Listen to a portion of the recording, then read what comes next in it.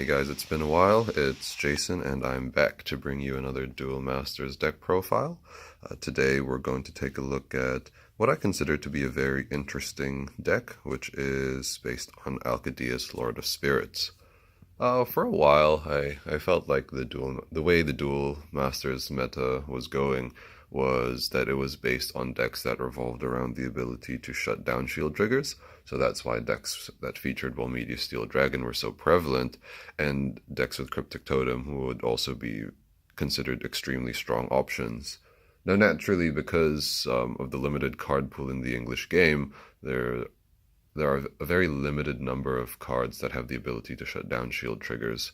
And, well, what makes me quite excited to bring you this deck profile is one of them, as we all know, is Alcadeias, Lord of Spirits.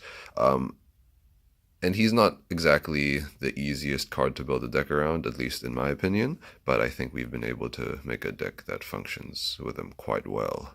So Alcadeias, what he does is he's an Angel Command evolution, and he's got Double Breaker, and players can't cast spells other than light spells.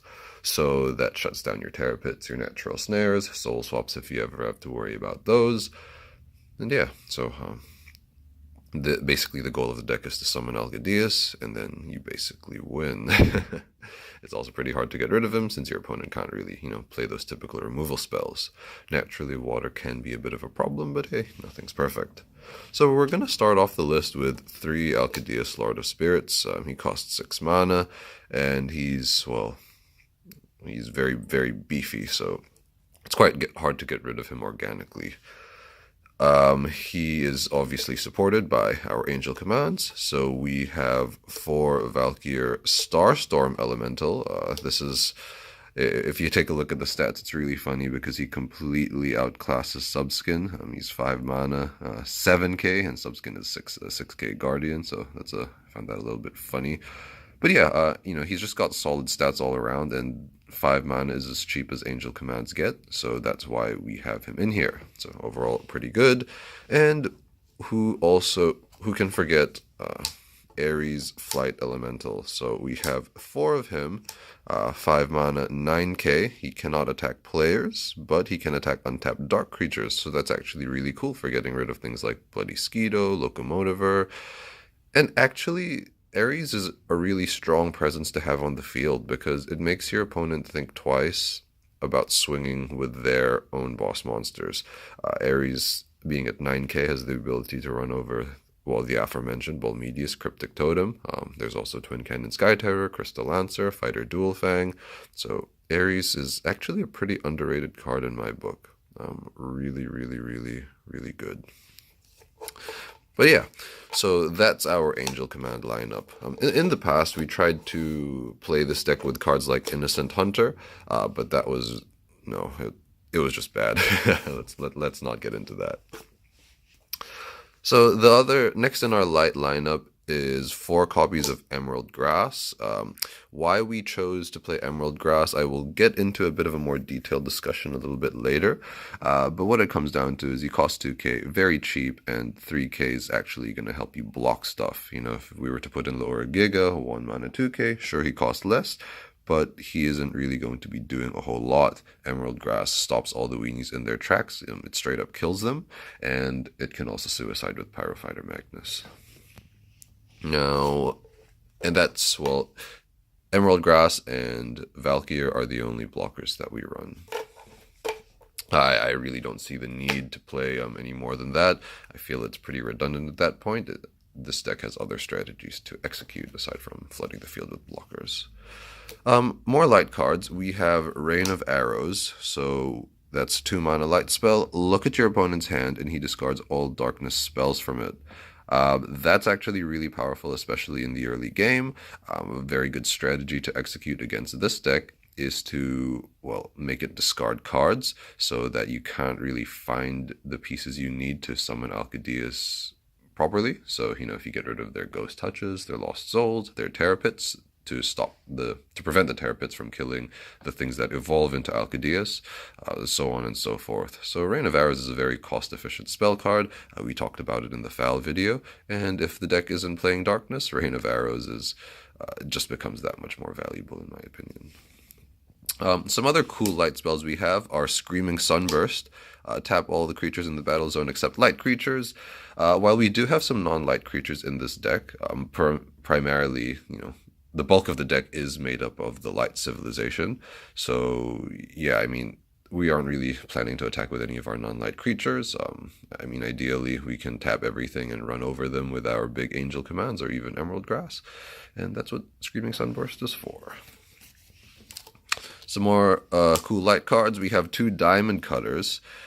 So for those who aren't familiar, even though I feel like most people would be familiar since it's quite an old card, ignore any effects that would prevent your creatures from attacking your opponent. So that ignores Summoning Sickness, that ignores things like this creature can't attack players, and so on and so forth.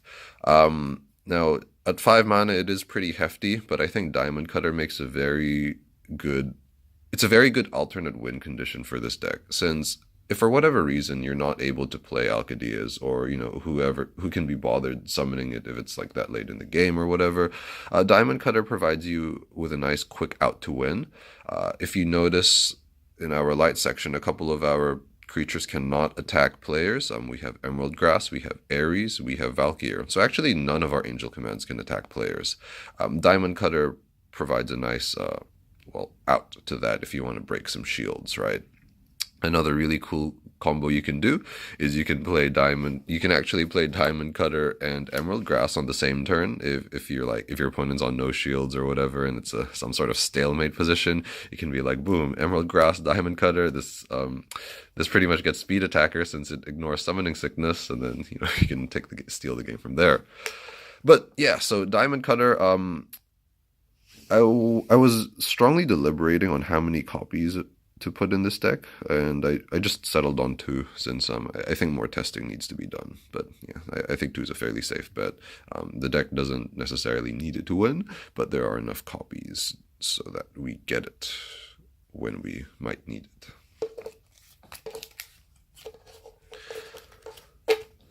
Okay, so we're going to round off the light section now with 3 Kolon the Oracle and 3 Holy Awe.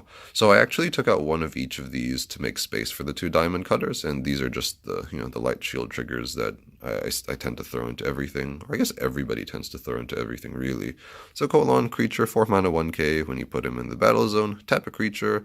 Holy Awe, tap all of your opponent's creatures. Naturally, Screaming Sunburst, at least when you're using Holy Awe, for board control, Screaming Sunburst pretty much does the same thing, and that's why we have Screaming Sunburst to begin with, but Holy Awe is a shield trigger, so you never know. Alright, moving on to the water section of the deck. My go-to answer for decks that don't seem to be working is I go, why aren't they working? Do I need to draw more cards? I probably do. Let's throw in water. And this is no different. So we have 4 Eureka Charger, and we have 3 Energy Stream. So Eureka Charger, draw a card, and it's a Charger. So, I mean, turn 4, this is really our go-to play. And then that sets up for a turn 5 Valkyer or Aeris. Yeah, I mean, it doesn't synergize in the same way as nature cards tend to synergize, like, how I was talking about in a previous video. Fairy Life sets up for your turn 4 play, and then Bronze Arm sets up for your 4 mana play, and Bronze Arm sets up for your 5 mana play. Eureka Charger doesn't necessarily do that for this, because if you think about it, if you charge every turn, it sets up for a 6 mana play, but then our 6 mana play, Alcadeias, well, he's an evolution, you need something on the field first. So in that regard, Eureka Charger synergy isn't necessarily the best, but hey, it's a card for our mana zone, and yeah, that's just draw cards. I've thought about replacing Eureka Charger, maybe with Emergency Typhoon. I guess we'll see, since, Emergency Typhoon lets us cycle through our cards a bit faster and, find Alcadeias quicker. Energy Stream, yeah, I mean, in reality, I feel like we should just play 4 Energy Stream and 3 Eureka Charger if we were to keep this in the first place, but we just don't have a 4th Energy Stream. Yeah, 3 mana, draw 2 cards, what more could you want? The last of our draw cards, I'm sure none of you guys saw this coming. 4 Aqua Hulcus, 3 mana 2k, when he hits the field, draw a card. So yeah. Now, the last of the water section that we are going to look at is, as you know, again, you guys have probably guessed because you guys are quite clever. You watch my videos after all, is for Aqua Surfer. Yes, this is an alternate art Japanese version. 6 mana 2k. When he hits the field, bounce a creature.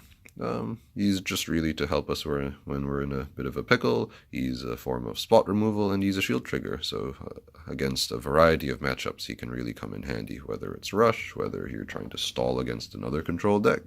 Yeah, he hits the field, and he helps out. So really the general idea of this deck is to hopefully start off with a turn to Emerald Grass. If that's not successful, we can open the game with a Rain of Arrows. Turn 3, ideally, we want to play one of our draw cards, so we have Aqua Hulcus and Energy Stream for that. By the time we hit turn 4, truth be told, there's a very good chance that we can't really play anything. Since we don't really have that many 4-mana cards that are worth playing at this stage, but there's obviously Eureka Charger. Lets you cycle through that extra card, but really turn 5 we want to be playing one of these two, and then boom, evolve to Alcadeias the following turn. So that's that's how things are supposed to go. Naturally, it doesn't always flow that way.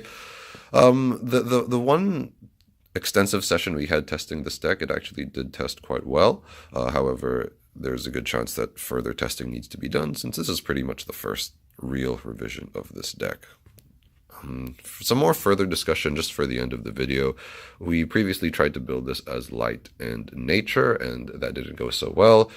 We felt that despite all of the mana acceleration, it was more important to have cards in your hand, because if you have cards in your hand, not only do you have cards to charge in your mana zone, but you also have cards to play.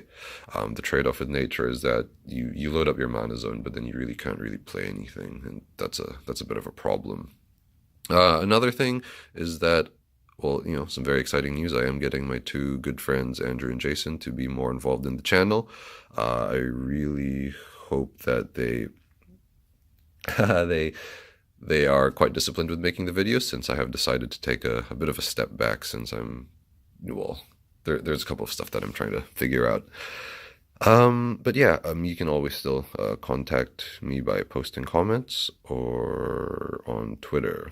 Now, that's pretty much all I had to say. Alcadeias, Lord of Spirits, a very cool card, and I'm glad we finally got to make a half-decent deck based around him. I hope you enjoyed the video. I hope you learned something new, and thanks for watching. Have a nice day.